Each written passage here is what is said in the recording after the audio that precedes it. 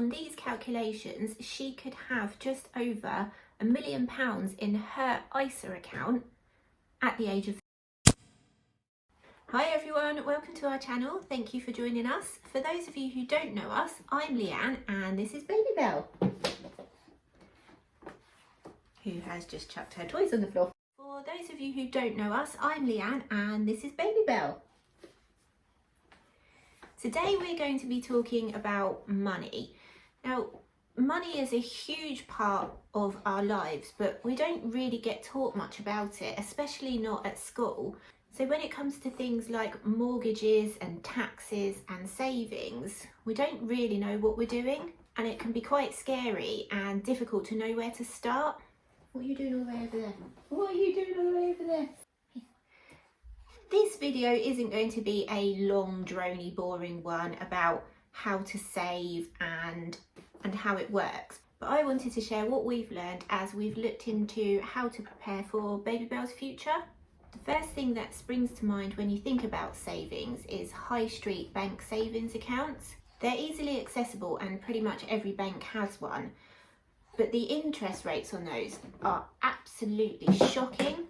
Oh.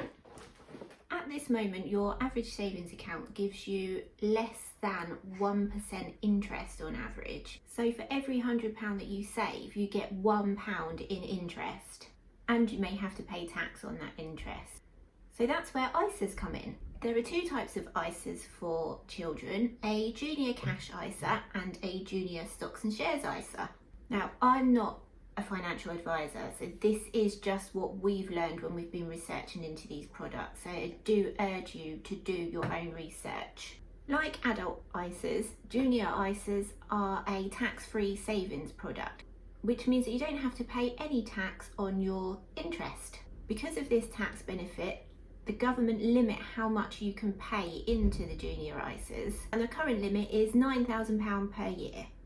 First of all, we looked into the junior cash ISA because we liked the idea that Baby Belle wouldn't get taxed on any interest that she earned. Junior ISAs can be set up by parents and paid into by anyone, so any birthday or Christmas money or anything like that can just be paid into by anyone, but they can't be touched by anyone until the child is 18. When it becomes theirs. This is great because it takes away any temptation to dip into that money. Now, I'm not saying that that's what we would do, but this way we could just basically forget about it until Baby Belle is old enough to make the decision of what to do with that money. The interest rates on the junior cash ISA are very similar to those of the high street savings accounts. Pretty poor at the moment. We did some calculations based on an interest rate of 1% while we were looking into this, to make those calculations easier, but we did find some junior cash ISAs that were offering rates that were as low as 0.01%. That's 1 penny. That's 1 penny for every £100 saved. Just so you can see what it would look like at the end of those 18 years of saving, we did the calculations based on paying in £50 a month, £100 a month and £750 a month. Hey, are you okay? And I'll explain why £750 in a bit. This one is going to go for a nap because I think it's going to be very difficult for me to be able to do the calculations with her, and she hated the new high chair. So I'm going to go and hand her over to Daddy and be back in a second.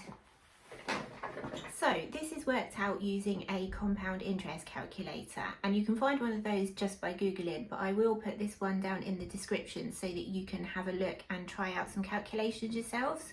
First of all, we put the interest rate in, so 1% here over 18 years, and the compound interval we put in as yearly. The deposit amount for this one is £50, and then we hit calculate.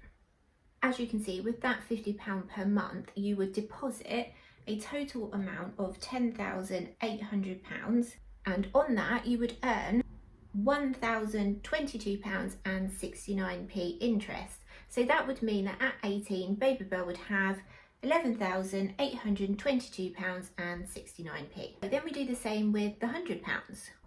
Everything else is exactly the same. We just change that monthly deposit amount to 100 and press calculate. So as you can see here, The total deposited amount would be £21,600. The interest earned would be £2,045.83p, meaning that Babybel would have £23,645.38p when she turns 18. That doesn't sound too bad, does it? But please bear with me for a bit. So then the third option of £750. Now this isn't just a random figure that we plucked out of thin air. If you wanted to maximise the full amount that you can pay into your child's ISA, which is that £9,000, that works out at £750 per month. Now that does sound like a big chunk of cash, but if you are in a position to do that, this is how those figures look. So again, using this calculator, everything else is the same, and we type in that £750 and we hit calculate. So as you can see, these are some interesting looking figures. The total monthly deposits is £162,000. The interest earned is £15,340.38p. So the total amount that Babybel could have at 18 is £177,340.38. Now that does seem like quite a huge amount of money, but there is actually a way to make more.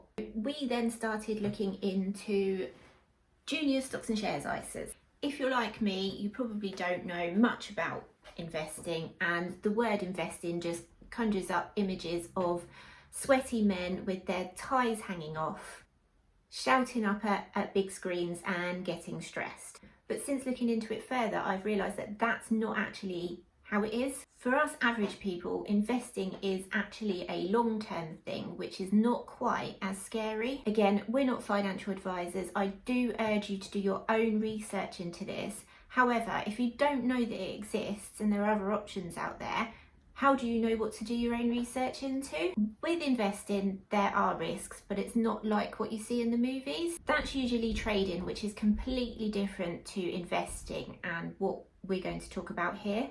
Based on historical data, the average return is 7%. Some years is more, some is less, but as investing is a long-term thing, it does average out at 7% when you invest in the stock market. So we looked further into this and did some calculations based on that 7%. Back to our calculator, and again we are starting off with that £50 a month, but this time we changed that interest rate to 7%. Pop the £50 in and hit calculate. Again, you've paid in that £10,800.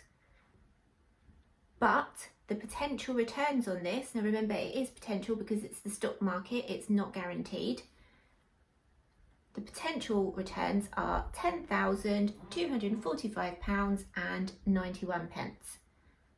So that would mean a total amount for Babybel at 18 of £21,045.91. Let's do this with our £100. So keeping everything exactly the same and changing that to £100. Hit the calculate button and here we go. Total monthly deposit, again, £21,600. Total potential return, £20,491.81p, giving Babybel that potential amount of £42,091.81. Now remember, these are just potentials based on that historical data and historical average of 7% return. Compared to the junior cash ISA, that's hugely different. But what if you can max out that junior ISA allowance of £750 a month or £9,000 a year? This is where it starts to get fun. Back to our calculator, keeping everything the same, apart from changing that amount to £750, that deposited amount of £750 per month. Calculate. As you can see, again, you've paid in £162,000, which is the same as you would have done if you did the same with your junior cash ISA, but your total potential returns are £153,688.59. That would give Babybel a potential amount of £315,688.59 when she turns 18. That's a huge amount of money, especially considering that you've only paid in 162,000 and the potential returns are almost that amount. And because they're done through a junior stocks and shares ISA, there's no tax to pay on them. But that doesn't make her a millionaire. So we did the calculations to see how long it would take to make her a millionaire if we continued paying £750 into an ISA. Once she hit 18, the ISA would change from a junior ISA to an adult ISA, which does have a higher cap. But just for ease, we went with that £750, whether that's us paying it in or Babybel paying it in herself. And at what age would she become a millionaire? Based on these calculations, she could have just over £1 million in her ISA account at the age of 32. Now, that might seem like a really long time away, but when you take into consideration the average age of a first-time buyer in this country is 34, that really puts that into perspective. As you can see, of that £1 million, we, or Babybel, would have paid in £288,000. Over £735,000 of that 1 million is potential returns. And because it's done through that junior stocks and shares ISA and then through the adult stocks and shares ISA when she turns 18, you don't have to pay any tax on those potential returns. Let's compare these figures now to the junior cash ISA figures.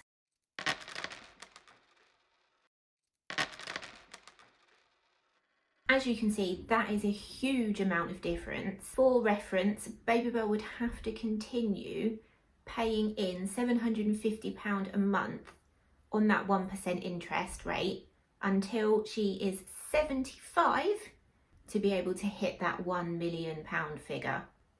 And it does get even better. When we looked into this further, we discovered something called the 4% rule. I'm not going to go into detail about that now because I feel like I have thrown quite a lot of information at you and it is quite complicated. But what that does mean is that Babybel would be able to take out of that bank account £40,000 a year without worrying about it eating into that £1 million figure.